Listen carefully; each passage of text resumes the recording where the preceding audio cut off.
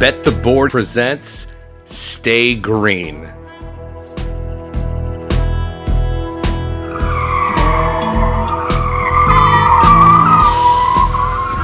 Stay Green is your first stop for all the metrics, matchups, and money-making opportunities at the track each race week.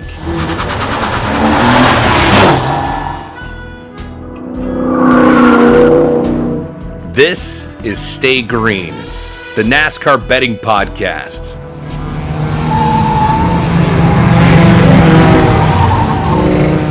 Here are your hosts, Todd Furman and racing analyst Chris Wormy. Welcome into the Stay Green podcast, a Bet the Board production, part of the Amazon Podcast Network. Bristol Dirt officially in the rearview mirror as we get nothing but carnage on Easter Sunday. We train our eyes towards yet another short track in the state of Virginia at Martinsville. I'm your host, Todd Furman, joined as always by racing colleague and sports betting analyst extraordinaire, well, at least in the motorsports realm. I'm not going to give you too much credit. I don't deserve Chris Wormy. And Wormser, hopefully you enjoyed your Easter Sunday and more importantly, you had some success on the track Sunday evening. Yeah, it was nice to get the Austin Dillon top five. You know what's funny? I was thinking about this earlier. Yes, we just hit a 7-1 top five. That's great. But you know what pisses me off more than anything? It's just that Logano matchup that we lost. And I know that, I was talking to you kind of right after the race, and I know you had some Blaney matchups. All you remember from that race is just the last seven laps, right? Yeah. Austin Dillon, honestly, for a lot of the things that we talk about, you have to be on the right side of luck sometimes, especially, well, you know what, not just this sport, but any sport that you're betting on. But Austin Dillon had a top 10 and top 5 car all day. We were rewarded for that with a very nice payout. He obviously went off on race day if the listeners waited at a price around 3-1, but you can't always seem to get everything to flow together exactly the way you want. Ryan Blaney wasn't a top 10 car most of the day, hung around, matchups. I had him against inferior drivers and thinking, you know what, just stay out of trouble. Like we always say, stay green, and lo and behold, Chase Briscoe gets into the back. I see the lemon lime 12 car start spinning around, flip my papers up in the air, get mad for about 7 seconds, and try and do my calculations on what that swing ends up costing me for a race that, for the most part was relatively tough to try and forecast, although the dirt racers did perform quite admirably. Yeah, to be honest, I think it's important that listeners know that we got a little lucky there with the 3 car in Austin Dillon's qualifying, right? He ended up in a position where he could actually have a top 5 starting spot. And so, as much as I want to sit there and pat ourselves on the back for oh, this is a great bet, there was still some luck involved, and you need that. Long run, you're probably, if you're handicapping races properly, you're probably going to get more unlucky than you are going to get lucky. So it is important that you cash in when you get a chance. And, Austin did a great job in the heat races and did a great job of staying up there. I think that he was a little bit better than Kyle Busch kind of throughout the night. But I think obviously the night goes to those dirt track guys and especially Chris Bell. That was just a great performance by him staying out and holding off, guys with potentially fresher tires, whether that mattered or not quite sure. For those folks new to the Stay Green podcast, we kind of split these things up in easy to digest bites. Stage 1, a race recap. We peel back the curtain on the things we may or may not have learned from the most recent race and what we can apply going forward. Stage 2 is about peeling back the curtain there and talking about some betting basics, at least for today's show. Next week will be a little different. We go to Talladega. We'll tease an interview that we're really excited about early next week. And Stage 3, typically the race preview, and a lot to try and unpack as we head to the paperclip at Martinsville this weekend. So we kind of talked a little bit about luck and how things unfold. And let me be the first one to say in all of this, people who go that luck evens itself out over the long haul couldn't be further from the truth. And the reason I say that, because if you've handicapped a race correctly, or you've bet a football or basketball game the right way, you're going to be in a lot more of those games late in the situation. Everything is going to line up the way you want, and you're going to subject yourself to a lot more variance. The greatest illustration is all of these races. I mean, if things play out with long green flag runs, Worm, you might have been able to retire from this sport 3 to 5 years ago. Yeah, I'd be retired and just betting NASCAR on the weekends. That's what I'd be doing. I'd be retired. I just wouldn't care how I finish. But, that's why you go out there and run the race. You can beat the market all you want, but ultimately they're going to go out there and run the race. And the beauty of NASCAR is it's never over until that white flag. And even in the white flag, you can have some. Wait a second, till that white flag. Did I not get the memo that it's over with one lap to go? I never got that memo for how my bets were decided. I want the white flag. When I say stay green, I mean stay green to the white flag. And as long as my guy's still leading, I'll take a yellow. I definitely want to make a shirt. Don't tell that to Tyler Reddick. Oh, yeah. I mean, trust me, you can absolutely lose on the last lap. But for me, I want to make a shirt that says stay green unless I need a caution. That's my new mantra. Stay green unless I need a caution. Well, when we look at dirt, obviously it's the third installment that we've had at the Bristol Dirt Race, one of the more polarizing races on the calendar. You've had some prominent personalities say, look, that was the best quality dirt product we've had. Maybe we need to add a second dirt race. You've had a number of drivers, headlined by Kyle Larson, who pretty much came out and said, this is a joke. These cars aren't designed to drive on the dirt, and Kyle probably not exactly thrilled with how his Easter Sunday ended up unfolding. And then there's Brad Kay, who's an ambassador for the sport, and I didn't want to butcher this quote, so I'll quote him directly. If you're going to have a special event, I don't think you do it more than 2 years. I think it kind of loses the luster after the second year, no matter what it is, not just here, but any of the ones that we do. You've got to keep it fresh. We're in the era now of social media and instant gratification. Things are cool real quick, and then they're not cool real quick. Agree or disagree with Brad's assessment of racing on the dirt and some of the other unique installments we'll see on the NASCAR schedule? Well, I'll say this. I thought that the track in the racing was the best we've seen of these dirt track events. I think that everyone would agree with that. However, you're also the opportunity cost is a great Bristol concrete track, and I think that if we I say we like I'm part of NASCAR, but I think I didn't know you at NASCAR had you on the speed dial. That's news to me. Yeah, so I work for NASCAR now. No, I just think that if you're going to do this, I would rather do it at a true dirt track. And I know that it's not super popular. And you know what? I trust Kyle Larson when he says we shouldn't be on dirt. Like, that just goes to show you that these cars aren't meant for something like, I mean, I know that Door Bumper Clear was talking about, well, you got to remove the windshields and you have to, this is where I'm not an expert at all. But I'm going to leave it up to the experts. I trust Kyle Larson when he says we probably shouldn't do this. I trust Brad Keselowski when he says, hey, this is kind of a novelty deal. Let's move on to something else. Especially when you have such a great track in Bristol. So, you know what? It sounds like it's probably going to be the last year if I had to guess.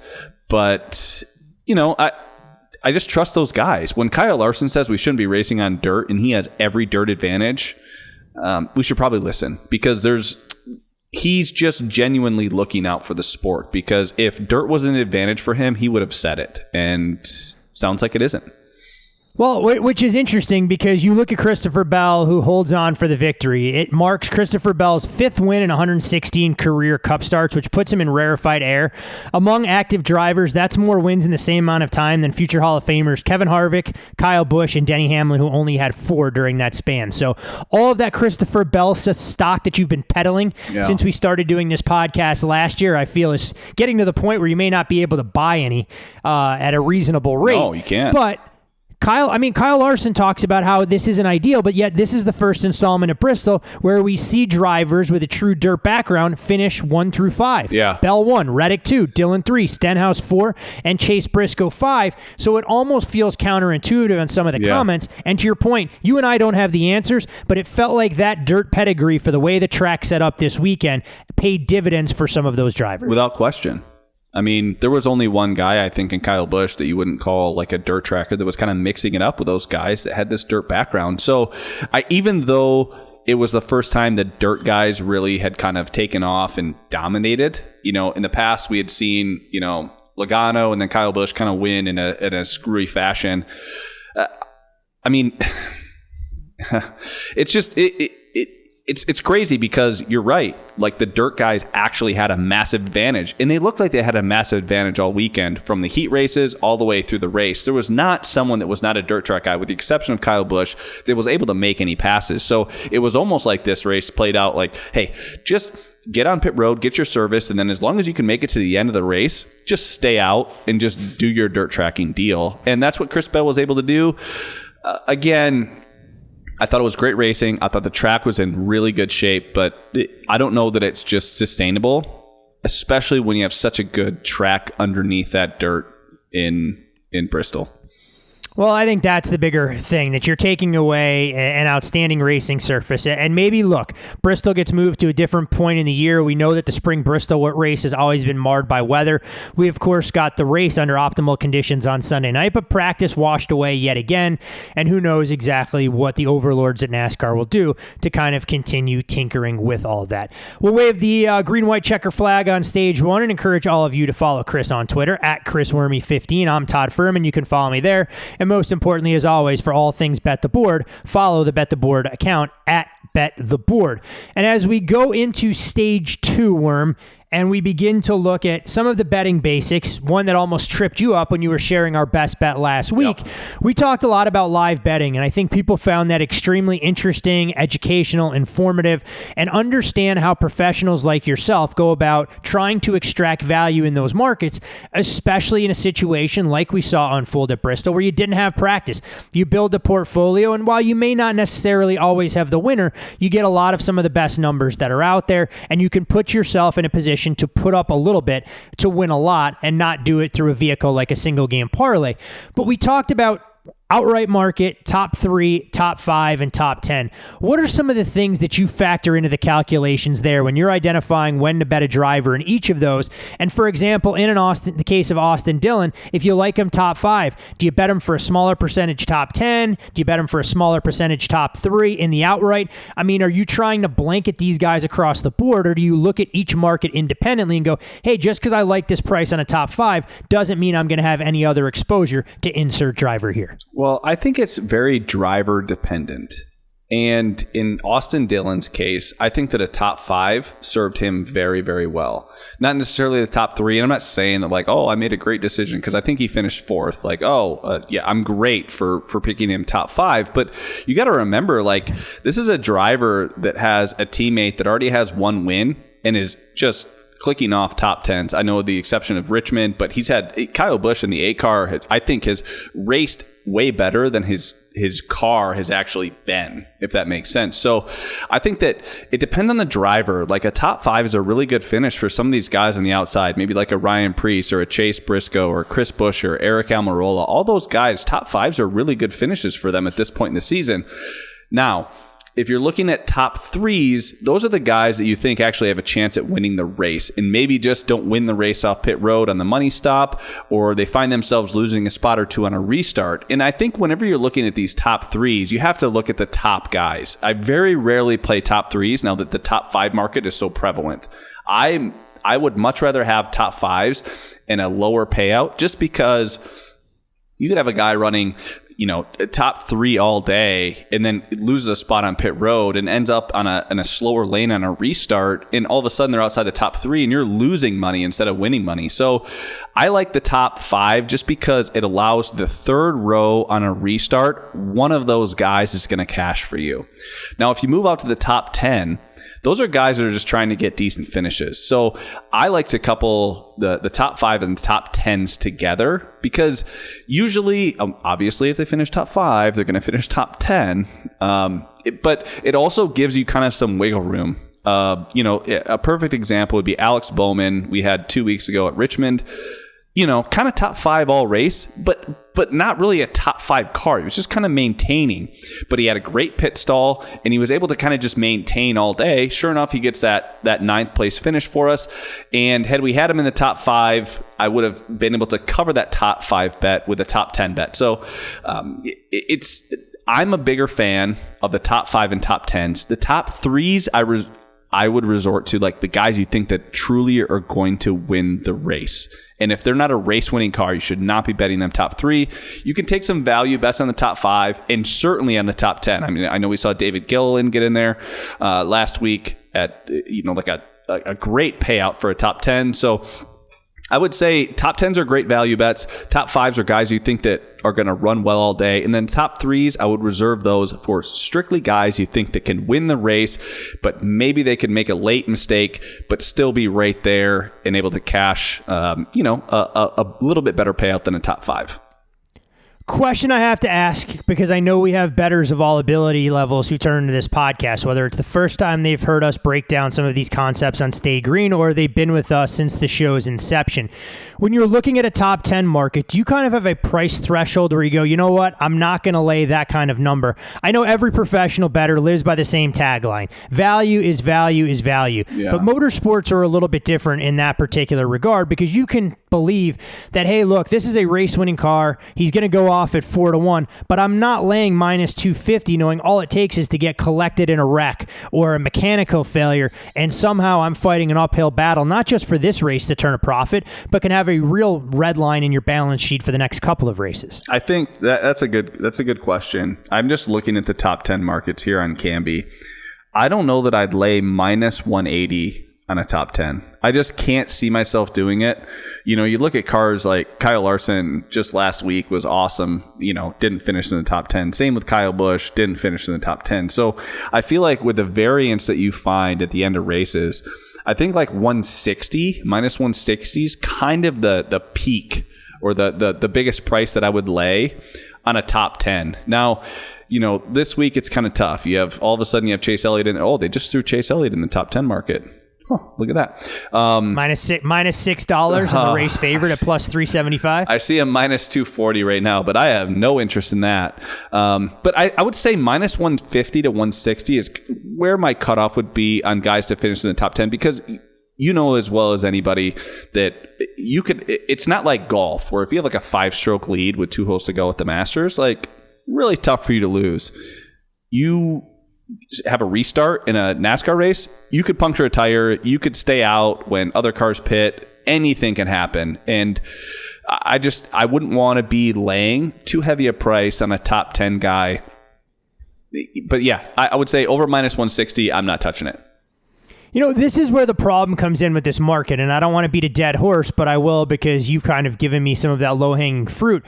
I mean, we look at a driver like Kyle Larson. We know what his prices typically are, and as I pull up some of my data for the season, Kyle Larson has 3 top 10 finishes so far this year, which tells me in an efficient market, if we had yes-no prices, and just assuming, and this isn't even the case, that Kyle Larson is just a 1-2 favorite to be top 10 more often than not, you're going to extract more value by betting a no, even against some of these elite drivers over the course of a 3, 5, 10 race sample size. I mean, Denny Hamlin, another one. I mean, Denny has 2 top 10 finishes all year, 0 top 5s, and you wouldn't have to lay astronomical prices to bet the no for him to finish outside the top 5, which provides the next question I have, and I know it's a little bit more of a niche market. Some books are starting to offer over-under on finishing position. Do you feel that's a market where there's some opportunity, or do you feel that that's just begging for people to bet some of the marquee drivers in the sport under their total, instead of going, you know what, I think he's got a top 5 car, but realistically, I'm going to try and bet him to finish outside of that rarefied air? Yeah, I think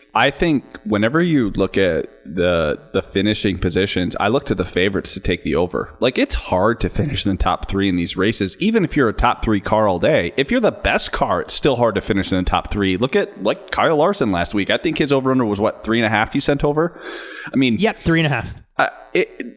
That's a dirt track. I mean, cars are slipping and sliding everywhere. We've seen, the variance on dirt is way different than the variance on concrete or asphalt. So, I mean, think about that. I know that Kyle has won a ton on dirt, but not in this race car. So I look, whenever I see these over-under finishing positions, I go straight to the favorites and I look at the over, because obviously this bias towards things being better than they'll be is always a thing. Everyone always looks at the upside. So I'm not saying rush to fade favorites, but man, you see an over-under of 3.5 on a dirt track. I mean, that's an auto over, in my opinion. I don't care who's driving the race car, whether it's Kyle Larson, who, in my opinion, is as fast as he's ever been in this car. This car is super fast. I mean, he could have won at California, Vegas, and Phoenix, and he wasn't able to do any of those things. So it's tough to win races, and I would say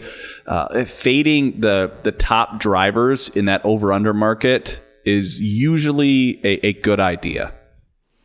Hey, I mean, that's a lot of things to think about. I know we've thrown a ton at some folks out there. Hopefully they take the opportunity to listen to the podcast multiple times if they're trying to unpack all of it. But it's the same thing that we talk about in stick and ball sports. I mean, everyone wants to bet things over the total, whether it's regular season wins, whether it's games, and you need certain things to line up the right way to bet on human achievement in terms of betting against human achievement, where one minor thing can go wrong. And NASCAR, the greatest illustration, one loose lug nut, one speeding penalty on pit road. You know, anything can go wrong to cost somebody a great finish. So just things to think about as some of these betting markets continue to become more widely available. And we want all of you, our loyal listenership, to be able to utilize these and put together the most profitable betting cards that you can each and every weekend. Waving the green-white checkered flag on stage 2, we will head to stage 3, the money-making portion of the program. And again, remind you to follow Chris on Twitter at ChrisWormy15. I'm Todd Furman. Follow me there. And the podcast at Bet the Board Pod. To Martinsville we go, Wormser. And when we look at Martinsville, it is the shortest track in the series at 0.526 miles. Only racetrack that has been on the NASCAR circuit from its beginning back in 1948. When you look at Martinsville, it's the only NASCAR oval track on the entire NASCAR circuit to have asphalt surfaces on the straightaways, then concrete to cover the turns. Combination of long straightaways and flat narrow turns make hard braking going into turns and smooth acceleration exiting turns an absolute must. Last year marked the first time the race was shortened a little bit, or this year, well, I get all my years confused, and I think it could lend itself to a slightly better product. The question I always ask you, though, before we get into the drivers that we're going to be watching this weekend, track comparisons. Are there any comps currently on the NASCAR schedule that look favorably to use Martinsville as a data point? No, I don't think so. I feel like Martinsville is such a standalone race. I think it's so easy to look to Phoenix and Richmond because it's the same package, but you know, you're talking about a different tire, and it's really hard at this point in the season. You know, looking at all the races, we've had Daytona, California, Las Vegas, Phoenix, Atlanta, COTA, Richmond, Bristol, and Martinsville. There's just not that much to draw from any track because they're all so very different. Now, as we get later in the season, you find yourself at, you know, Kansas. You can go ahead and look at Las Vegas, and Darlington. You can look at Kansas and Las Vegas. So I think at this point in the season, I think you have to kind of look at this, just the macro view and who's running well relative to how you thought they were going to run during the season versus the guys that you thought were going to run well that maybe aren't. And at this point, you have to look at Hendrick, but I'm not looking at Phoenix and saying, oh, I need to take Kevin Harvick or I need to take Kyle Larson or William Byron. The same goes for Richmond. I think the one thing you can take away is what happens late in a run. And I think that's where the 11 car has set himself apart. But we can get into individual drivers here in a minute. But no comp tracks, in my opinion. All right, well, that's always good. It's a good place to start. We race here twice a year, so you do have the next-gen car that raced here in the spring last year. That race won by William Byron. Christopher Bell, of course, winning in the fall to punch his ticket into the Final Four. When we look at 2021, it was Alex Bowman grabbing the checkered flag in the fall and Martin Truex winning the race in the spring. Back in 2020, Chase Elliott, the winner there. Martin Truex, back-to-back. He won in the spring of 2020 and won the fall of 2019, and Brad Keselowski won back here in 2019. We had a full rundown. We had a lot of the drivers we were going to talk about. We wanted to start with the favorites and migrate through like we always do, but I think with the big announcement that we saw earlier on Wednesday, it made logical sense to start with Chase Elliott, who opens up right around 7-1. I've seen some books as high as 8-1. Other books had him listed in the field. Hopefully some of our listeners were able to take advantage of some of those numbers. And I'll start with the overarching question around Chase. How do we handicap Chase knowing that, look, we've seen drivers come back from injury. Chase has been out 6 weeks like we thought he was going to be, and HMS has to be brimming with confidence seeing how well their other trio of drivers are running and what Josh Berry was doing in the 9. Now you put a championship caliber driver right in there and a track he's made basically his bitch in a lot of recent appearances. Yeah. That's a great question, Todd. I have no clue. I would say, most guys use the throttle with the right foot and brake with their left foot. So I have no idea what I expect Chase to be decent. I expect him to be way, way, way, way more competitive than Josh Berry Now, does that mean he's going to win the race? I don't know. This is a tough one because I'm not a doctor, and if you don't have... No shit. I'm not a doctor. I don't know if you know this or not, but I'm not a doctor. And unless you have inside information on how Chase is feeling, I think it's really, really hard to handicap him. At this point, I'm not going to fade him, but I'm certainly not going to bet on him. And just see how he looks in practice. And obviously, there's going to be a ton of media coverage on him and all of his comments, during practice and qualifying. How does he feel? And I will bet based on that versus what I, speculate at this point in the week. Hey, a wait-and-see approach isn't always the worst attack plan. And when we look at Chase, he does have a pair of 10th place finishes on his resume from the 2023 season. But if you look at a little bit larger sample size over the last 6 races, he has been the gold standard at Martinsville with a driver rating north of 124, 765 laps led, 3 top 5s, 5 top 10s, 1 win. His worst finish during that span is 16th, but his number right now, no reason to run and try and bet him. Even if he unloads with an absolute hot rod, that price isn't going to crash below 4.5 or 5 to 1. So may as well watch practice, assuming that Mother Nature complies with our wishes. William Byron, his teammate, was the race favorite and still remains the race favorite, seeing his price throughout the market in that 6 to 1 range. Current form finished 24th and 13th over the last 2 weeks, but was significantly better than that 24th place finish. 3 finishes, 5th or better this year, 5 of 13th or worse, has taken the checkered flag twice in 23. And when you look at how he's performed at Martinsville, won the spring race last year and finished 7th. During the past 4 races at Martinsville, he has led 221 laps with 4 finishes of 7th or better. The only drivers over the last 6 trips here with better driver ratings, Chase Elliott, Joey Logano, and Ryan Blaney. William Byron, Wormser, how are we looking at the 24 car this weekend? Hey, you don't need to look to me for approval on betting this guy at 6 to 1. I mean, he won the spring race last year. Now, very different tire, and I think it's going to be very different conditions. However, he's outperformed everywhere. Everywhere we've gone, even when we thought he was going to be good, he's actually been better. So I'm not going to get mad at anybody for chasing William Byron or punching a William Byron ticket at 6 to 1. The only thing I will say is, where does his price go even if he pulls it? Like, is he going to go down to 4 to 1? I don't necessarily think so. I think that, listen, the first pit stall is very, very important. But let's just say he qualifies first, Larson second, and Chase third. I think that that's a very good possibility.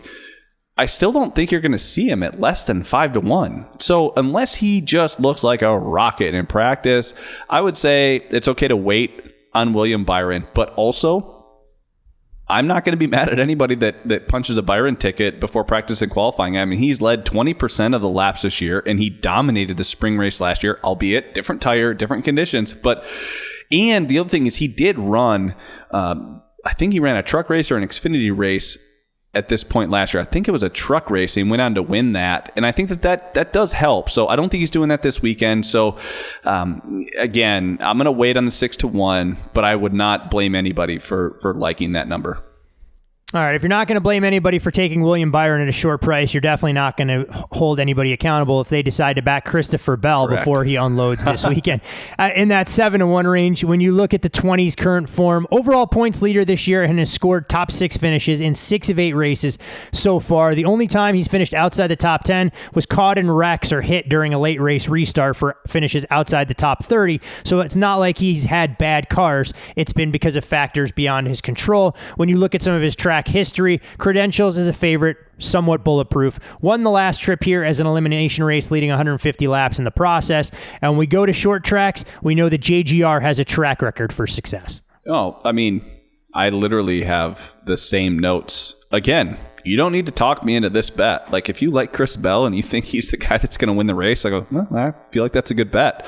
He's been fast. He's had great finishes, and he gets it done week in and week out. Like, he always, at the end of the race, is at his top running position. Like, Chris Bell doesn't get to the lead early in a race and then lose spots. Like, he's very methodical in the way he picks up spots. He's AI. He just gets better throughout the race. He's not AI and Allen Iverson. He's artificial intelligence. He keeps learning throughout the race. But again, where is this price going? Is Chris Bell really going to go off at 3 to 1, 4 to 1, 5 to 1. I just don't see it. So at this point, I don't think there's any reason to get involved with him. But If you like Chris Bell, absolutely. You're not going to get much of an argument from me punching that 7-1 ticket. Personally, I'm just going to wait. I'd rather see how they look in practice before I, punch that ticket. Here's a driver priced in that same ballpark as Christopher Bell that I'm a little bit more apprehensive about, and that, of course, would be Kyle Larson, who, when we look at his current form, 35th place finish last week at Bristol after the dust-up with Ryan Preece, but there were things that suggested he was going to have his hands full with the car when he didn't decide he needed new tires, spins out, and obviously gets muddled up in the back within that beehive. 3 finishes inside the top 4, though, so far this season. But as far as track history is concerned, was runner-up here last fall, has scored top 4 finishes, including a win in half of his last 6 trip to Martinsville. But again, for me, Kyle Larson feels like a feast or famine guy, and I have to imagine that you're not running to the window to try and bat the 5 car at 7-1. No, he has a little bit too much fall off at this track for me. Not his favorite place. He tends to fall off late in runs. I mean, I'll be looking to find him live if I can, if he can hang on over the long run. I mean, you look at Richmond, I thought he was going to be really good. I didn't think he was going to ultimately end up winning the race, but I was able to snag him at 17-1 and 14-1 live. So he's a guy that when he does fade, and I know that he had some struggles at Richmond, but I would way rather see him over the life of like an 80-lap run to see how he actually fares over the life of the run versus just running out to a guy that I know is going to be fast in the short run but tends to fade. I kind of thought he was going to get it done last week at Bristol, but it's tough to win races here. And at 7-1, Kyle Larson, I think that there's other guys that you could look to where you can be a little bit more profitable at this point in the week. No, that's completely fair. And I mean, I think a lot of people, when they look at some of the head-to-head matchups that are out there, you can obviously throw a blanket over the first couple of drivers that we've discussed, and within good reason. They all have pedigree, they all have good equipment, and they've all had some level of success at Martinsville. Whether it's just last season, whether it's a 4-race sample size, or you try and extend that curve out. I want to add a little bit. Can I add something to the Bristol conversation? I tweeted, when Kyle Larson wanted to keep 75-lap tires on his car while he pitted, I was like, we got a problem here. Like, this is the best dirt track racer, my opinion, that we have in the sport. Whether it doesn't matter what they're racing, whether it's modifieds, it doesn't matter.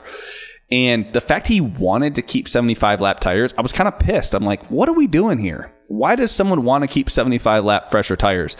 Let me tell you, that tweet did not age well because it was like 5 laps. And he's like, "Oh man, I'm loose as hell." And the next thing you know, he's getting into he's finding issues, and then the next thing you know, it's a DNF for him. So, it was kind of interesting. I was shocked to hear because I like to listen to the Larson radio because I feel like that whole crew gives him feedback on other drivers better than anyone else. And when he asked for 75-lap tires, I was like, wow, that seems weird. And I was kind of pissed. Like, Goodyear, what are you doing? But then Goodyear got last laugh. Goodyear got the last laugh. Like, you definitely wanted fresher tires, whether it was on the short run. We didn't get to see what happened to those 75-lap tires over the long run, but I was really, really wrong. And someone pointed out that, hey, this tweet aged poorly, and I wanted to agree with that person that pointed out the fact that my tweet aged poorly. No, there's a number of those tweets that age poorly on race day. That's okay, what happens moving on. When you tweet. That's what happens when you tweet in real time. There, it's and something that all of us have realized. Yeah, all of us have realized, regardless of the sport that we're following and tweeting about concurrently. Denny Hamlin, 7-1. When you look at the 11 car, we know that the Virginia circuit has typically been very kind to him. They're essentially his home tracks.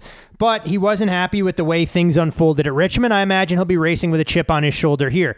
As far as current form this year is concerned, nothing better than a 6th-place finish on his resume thus far. 3 straight races now, 16th or worse, and talked about the cars being better that JGR has given him. The running position suggests that, but the finishes do not. And when you're looking at flat tracks as his strongest track discipline, this is somewhere where Denny should be comfortable. We look at Martinsville overall, pair of top 5s here in his last 4 races.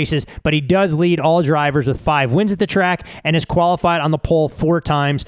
Did indeed win both stages in the fall race. Is this where the 11 car finally breaks through and gets himself a top 5 in 2023? I actually think he wins. That's my pick. I'm going to make my pick early this week. I think Denny Hamlin wins this race. more importantly, I think that he races even better than he practices. If you go back to the fall race last year, was this the same tire in similar conditions? We're hoping. We want the sun to be out. We want it to be hot and slick. We want that rubber to build up. We're going to have 3 races. We're going to have the Friday night race with the trucks, Saturday with the Xfinity, and then Sunday with the Cup. We're hoping to see that build up. We're hoping to see cars start to fall off after 60, 70, 80 laps. Denny Hamlin was by far the best car here last year after 75 or 80 laps. He did get shuffled back into the mix, and then, to have the Hail Melon come back and pass him and cost him moving on to the championship 4, I feel like was a bit of an anomaly, so much to the point where they won't even let it happen again. But I think that Denny is going to practice average. But I do think that when you talk about 60, 70, 80 laps, that's something that you can't even practice for, especially with a short time. I think that he'll get better and better and better with every lap. So I do think this is where Denny gets his first win of the year.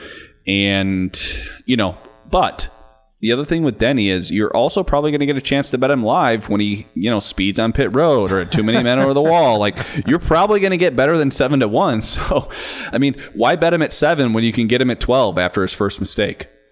Yeah, make sure he doesn't get stuck on the outside of that conveyor belt that can shuffle him back rather quickly if the 11's not careful.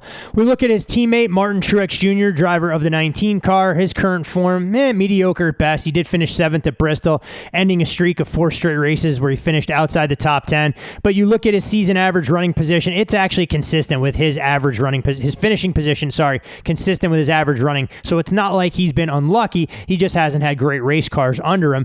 Last year at Martinsville, both finishes outside of the top 20. He did go through a stretch, though, where he won 3 of 4 races at the track from 2019 to 2021. But 3 of the last 7 overall here, that's obviously priced in a number, and it's why you're being asked to pay a premium for a driver that may not necessarily support his 10-1 price. Yeah, I'm kind of shocked at this price and shocked at his run at Richmond. I didn't think he was going to be super fast at Richmond. Shout out to Skybox, who told me I was an idiot for thinking that, but I was kind of shocked at his run at Richmond, and they kind of screwed the pooch when it came to their tire selection and how that whole thing played out, whether you tell them that they were on 6-lap scuffs or not. I would want to know, but all in all, I think that Truex at 8-1 is way overvalued. I don't think that his finishes are indicative, and neither is his speed. Now, we still get a chance to look at practice and qualifying, but there's no chance that we see Martin Truex Jr. go off at below 6-1. I just don't see it. So at this point, it's better to hold out. If you do like that 19 car, just wait till practice and qualifying. If he gets he would have to qualify in the top 4 and look really fast in practice in order to drop below 7-1. I just don't see it at this point in the week. Let's just wait and see how he looks in practice. Here's a group of drivers that I'll call the value tier of sorts, and you can pick and choose ones that you want to hit on. We can completely ignore, we can deep dive. The floor will be yours. But when I talk about value, I'm looking at guys priced anywhere from a low of 10-1 upwards of 12, 14, 16, and even 18. And the drivers that I want to include in this subset would be Joey Logano and his teammate Ryan Blaney, both driving for Team Penske. Kyle Busch, the model of inconsistency so far throughout the 2023 season. And you mentioned him a little bit earlier, a guy by virtue of the Hail Melon that's no longer allowed under NASCAR rules, Ross Chastain right there, and maybe for the first time all year offering a little bit of value. But if you're looking at those 4 drivers, is there a driver that you're intrigued by? Is there a driver that you're looking to bet against? How should we attack that particular subset on the big board? I'm looking at Logano and Blaney. They're so consistent at this track. I feel like they're great once they get into their rhythm. And unless they have an issue, they tend to run kind of top 5 all the time. And Joey's super consistent. I know that he had a rough finish last week, but we're going to go ahead and chalk that up to variance. And I think that Blaney and Logano, I wouldn't be shocked if one of them went off at lower than 10-1. I'm not quite sure which one at this point. I'd like to see how just Penske unloads in general, but I would not be shocked if one of these 2 guys won the race. I would probably be more shocked if Blaney won, just because Blaney loves to not win. And I don't know until we get over that hump. I have on my notes, at this point, he can't be trusted. He just can't. And until he goes out there and leads a lot of laps, and more importantly, not only leads laps, but if he loses track position, let's just say he restarts 10th, I want to see him work his way back up into the top 3. He's just a guy that once he loses his track position, tends to disappear. So I will say I'd be more shocked if Logano won, or more shocked if Blaney won, but I expect them both to run well, kind of in the top 5 to 7 all day. I don't think we'll see them dip into that, 6 or 7 to 1 range. So I think you can kind of wait and see what happens in practice. When it comes to Ross Chastain and Kyle Busch, I'll save Kyle Busch for last just because him and I aren't getting along right now. But Ross Chastain... you guys might need a marital counselor at this point. We definitely need to talk, like a gambling counselor. Wouldn't that be great? Like to just air your dirty laundry. I would love to do that. Just, hey, Kyle, listen. Would Kyle be receptive, or do you think Kyle's got enough free time between his racing schedule, his parental responsibilities to sit there and have his airing of grievances alongside you, Chris Wormy? Yeah, I think there's a lot of other things Kyle Busch would rather do than listen to me bitch at him about his performance in practice and then his races. So Ross Chastain, 16 to 1. Yeah, if you want to grab a price, I'm not opposed to it. I just don't think he's never been competitive to win the race. The most famous thing he's done here is, run the wall on that Hail Melon. Been kind of just average, and I don't think he's going to qualify well. He hasn't had a super great year outside of Fontana. I haven't said, Ross Chastain was a rocket this year. I know he's got some decent finishes at COTA and Richmond, but I don't think he's had a race-winning car, and at this point, I'm not touching that 16 to 1. When it comes to Kyle Busch, I mean, yes, his price at 14 to 1, you're probably not going to see that at Martinsville very often. I hesitated at 16 when he opened, and he moved to 14. I'm like, nah, I'm not going to get involved. I want to see something out of him in practice and qualifying. I want to see him look like the best car. I know he went at Fontana, but they didn't practice and qualify, and he just kind of inherited the starting position and was able to race his way to the front. And I have not seen that since. He's been... Daytona, he obviously could have won, but we're going to throw that away. Las Vegas, I mean, a 14th place finish. You go to Phoenix, he stole an 8th place finish. At Atlanta, again, a throwaway. COTA, he was pretty good, but he's also coming off of, Tyler Reddick was in that car. That car was super fast. And by the way, he got a 2nd place finish, but he was a 3rd or 4th place best car. Then you go to Richmond, he was absolute dog shit. And Bristol Dirt, not a good finish. I need to see more out of Kyle Busch before I get involved at 14 to 1. However, I will say this, his price could go off at 6 to 1 if he looks good in practice and qualifying. And at that point, I'm okay with still betting him at 6 to 1.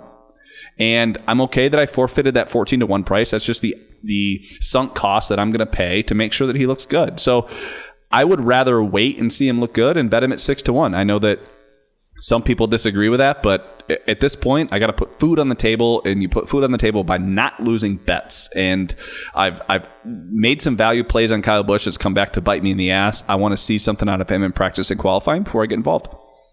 I mean, he's one of those guys that when you look at his overall body of work and his resume, you talk about Christopher Bell just getting better, figuring out what the car is able to give him, identifying where he needs to run, and by lap 392, he's going to be significantly better than he was on lap 5, lap 10, lap 15. Kyle Busch, for all of his accomplishments, and he may go down as the greatest driver of our generation as things stand right now, never been a guy that leaves me brimming with confidence that if he unloads poorly and practices like crap, that figures things out during the race, not because he's not capable, but because his demeanor and temperamental nature don't allow him to sit there, be patient, and wait for the car or the track to come to him. So he's always fascinating when you try and deal with the juxtaposition of a driver that talented, knowing that he's not necessarily going to make his car better 250 laps in to a 400 lap race. Yeah, that's true. I haven't seen that car get better. And until we see that improvement from, practice to qualifying to the start of the race to the end of the race, he's probably properly priced. Now, like I said, he could go off at 6 to 1, but I'd rather pound him at 6 than take him at 14 and have him run 12th all day. That's one thing I hate, and I don't want to do that again. I did that at Richmond, and I'm not interested in that anymore. I mean, he was probably an 18th place car at Richmond, And so I feel like 14th was kind of a gift. So until he kind of shows speed the whole weekend, he just hasn't done that. You look at some of these other guys. You look at Larson. You look at Byron. Even Reddick. When he was good, he showed speed all weekend. Kyle Busch has shown speed one weekend, and that was at Fontana. And until we see that again, I'm out. Hey, it's a great way to try and go about approach it. And look, that's one of the things that when we talk about handicapping this sport, maybe more than others, there's so many different ways to skin a cat and build a race-winning portfolio, that if you happen to miss a price on a guy who ends up having an absolute rocket, you don't have to bet into the outright market. You can find other ways to try and create profitable situations for yourself. And the one thing that we've seen time and time again in NASCAR, the fastest car doesn't always win. It's why so much of what we do is price determinant, which provides a perfect opportunity for us to look at some of the long shots that are out there. And some of these are household names with some pretty generous prices that are out there. And guys that I had kind of highlighted, Worms, are Kevin Harvick in that 25-1 range. I've seen some shops as long as 30-1 there. Alex Bowman, who has really been the model of consistency for long stretches so far this year. Brad Keselowski, a decorated history at Martinsville. 2 top 10s in his last 6 races in terms of his current form. And he was significantly better in the fall race before he was penalized. So for anybody that's looking at last year's data, keep in mind that Brad K ran in the top 5, just ends up on the stat sheet looking like he had a car outside the top 30 because he was penalized after the race. And then a driver that we've seen consistent speed from. We know this isn't one of his best surfaces, but there comes a time and a place where this number gets to be too ridiculous and egregious. That, of course, being Tyler Reddick, who I've seen as high as 40-1. So when I look at those guys or anybody else that we haven't touched on, obviously the floor is yours, my friend, and highlight some of the guys that you may want to keep tabs on throughout the course of the race weekend. Yeah, so let's just start with Kevin Harvick. The reason I actually do kind of like Kevin Harvick is the fact that he got up into the top 5 at Richmond faster than he has in any other race outside of Loudon last year. And you know that if there's long green flag runs, if we're putting 115 laps on these tires, Kevin Harvick, along with Denny Hamlin, those are the guys that tend to come to the front. The longer the run, the faster these guys get relative to the field. 25-1's intriguing. However, I don't plan on him qualifying well for whatever reason. I also don't plan on him practicing super well. It's going to be a very Harvick-type weekend where he just looks average. He doesn't really say much. Rodney Childers just gets on the radio and says, well, Kevin, we're going to take 4 tires and fuel. And he's going to find himself, kind of in the top 5. I like this Kevin Harvick price. We've gone back and forth about this, you and I, this week. And I do think that if you want to get involved on a guy that maybe his price could drop down to like a 12-1, let's just say he finds himself qualifying in the top 8, we could see his price go down a little bit. So, he's just the closer and he's just never there early. I don't expect Kevin Harvick to get out to like a quick lead and then just snooze the field. He's someone that just works his way up methodically. And whenever a guy works their way up methodically, usually you can find better prices throughout the weekend or even live. So although I do like this Kevin Harvick price at 25-1, obviously he's won everywhere. He's won here. So I wouldn't blame anybody if you need to get down right now because you're not available throughout the week. I don't think that Kevin Harvick price at 25-1 is that bad.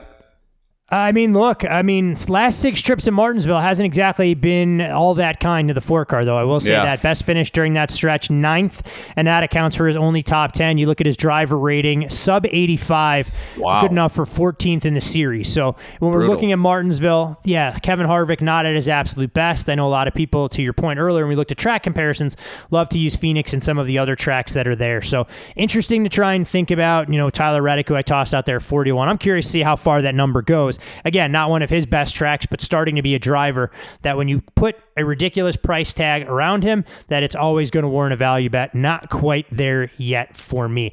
Anybody else well outside of the normal scope and comprehension of any of these power teams that you're looking at this weekend? Yeah, I'm not high on Reddick. I just haven't seen it at this track. Oh, no, nobody has at this track. That's for damn sure. I just haven't seen it from Reddick. If he looks good, you're still going to get a decent price on him. I think that if you're trying to snag a 40-1 on him just for the price, I guess, but I don't plan on him qualifying well or practicing super well or being really, really good over the long run. Now, the other 2, Alex Bowman and Brad Keselowski, you don't have to twist my arm very hard to bet either one of these guys. I mean, Alex Bowman been a model of consistency. His finishes throughout the season have been as good as anybody's. I mean, his average finish is 9.9, and he just seems to kind of get things done. So, and he's won here. So I'm not down on Alex Bowman at all. Now, do I think he's going to win the race? No. I think if you're looking to invest in Alex Bowman, I would look at a top 5 or a top 10 price. I feel like those are pretty generous at this point in the week. Same goes for Brad Keselowski. I don't know that he's going to go out and lead a ton of laps. Now, he's a guy that if he has a car underneath him, he could snooze the field. I don't see Alex Bowman going out there and leading a ton of laps. But if Brad Keselowski in this 6 car, this RFK team figures it out, Brad Keselowski can go out there and lead a lot of laps. My only fear is if he unloads poorly, it's a long weekend. They have a hard time making adjustments. They're going to qualify 15th or worse, and they're going to try to stay on the lead lap. But I do think that his skill set and where this 6 team and 17 are, I guess RFK in general, they're running pretty damn good this year. And at this point, the Hendrick guys are so fast, I plan on them qualifying well, so I don't like his 22-1 price because I think that'll be there, on Sunday morning. But maybe there's something lurking for old Brad Keselowski in the best bet of the week. Oh, look at that. You are becoming a consummate professional around these parts as we put a bow and we wave the checkered flag for completion of Stage 3. Stage 1, Stage 2, and Stage 3 all in the books. Again, you can follow Chris on Twitter at ChrisWormy15. I'm Todd Furman. You can follow me there and the podcast and all things Bet the Board at Bet the Board Pod. And Wormser, you taking us in the direction that we go for the most actionable element pre-week as far as the NASCAR betting card is concerned. And that, of course, is the best bet portion of the program. What have you identified for us for a wagering opportunity the middle of this week? Well, we're going to stick with Bad Brad. I like Brad Keselowski, top 10, plus 110. I think that when it comes to these super long runs, you just have to look at, I would say, driver talent and I guess his track history. Like, I trust Brad Keselowski. He's a wheelman, and if he has a 15th place car, he's going to be wheeling it in the top 10. I just think that you look at the tire conservation, the ability to move drivers out of the way and pick up spots. I trust Brad Keselowski. I think that plus 110, I do think he'll finish in that top 10. I think there's a few guys that are completely overvalued, like a Martin Truex Jr., and I don't know. I feel like some of these Hendrick guys, someone's going to have a bad day. Is it going to be Chase Elliott or Kyle Larson, or is it going to be William Byron? But at this point, I like Brad Keselowski to finish in the top 10 at plus 110 at Canby Sportsbooks. Look at that. Bad Brad in the 6 car. Hopefully he's got an opportunity to snooze the field. And if you're wondering why Chris picked him for a top 10 instead of a top 3 or a top 5, go hit the rewind button. Go listen to Stage 2, even if you listen on double speed. Yep. It'll help explain a little bit of the thought process there. All right, my friend, let's hope that Mother Nature complies with our wishes. It'd be nice to actually get a full race weekend in. And you and I kind of joked, and I think a lot of people would be surprised. They go, I don't care if they race on Sunday. Just give us a normal practice session so we have some additional data points to go off of, and we can build a full race card. These baby cards that we've put together over the last couple weeks aren't nearly as much fun, and they take away a lot of our earning potential, unfortunately. Yeah, I mean, you have to have a good explanation for all your bets. And when you don't have practice and qualifying, for me, I don't have as good as explanations, which means I'm much lighter on my card, which is okay. That's part of the process, but I would not mind having a normal weekend with practice, qualifying, driver comments after practice, driver comments after qualifying, and let's run a normal weekend. That would be awesome. Yeah, it'd be nice. We know spring weather during the Mid-Atlantic is always a bit touch and go, and we'll long for some of these rainy days when we get deeper into the season. But appreciate the time as always, my friend. Folks can, like I said, they know where to follow you. All sorts of great content that you do, including your pre-race poll. That's up, about 90 minutes before they drop the green flag on race day is what you've been doing these days? 90 minutes. Yeah, I've been more successful with my race picks than my bets. I won't make you do the math right here to figure out 90 minutes exactly before the race goes. Yeah. But no, it's a great vehicle as well. It's a better look in terms of how Chris has viewed practice, and you'll get a much clearer understanding of how the race card is shaping up there. So take advantage of all the tools at your disposal. Best of luck with all of your investments, whether it's the trucks, the Xfinity Series, or the Cup this weekend. But most importantly, with a Brad K top 10 ticket in hand, hopefully we'll see you at the window.